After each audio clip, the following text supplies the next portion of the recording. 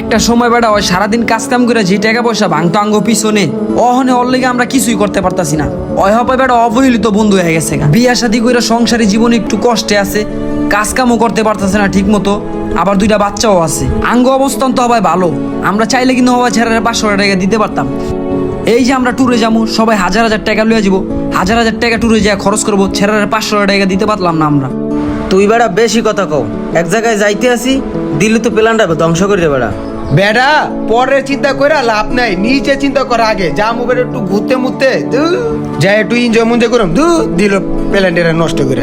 বন্ধু তোরা যে সমস্ত কথাবার্তি কস তগমুখে এগুলো কথা সাজে না। আজকে সম্রাটের যে অবস্থা, আমারও তো একসময় এই অবস্থা হইতে পারে। সেই সময় যদি আমিও তোর কাছে বিপদে পড়ে আসি, তোরা আমার লগে এরকমটাই করবি? পারবি তোরা আমার লগে এরকমটাই করতে? কিরে বন্ধু কথা ক বন্ধু, তখন কি তোরা আমার এইভাবে ফিরাই দিবি?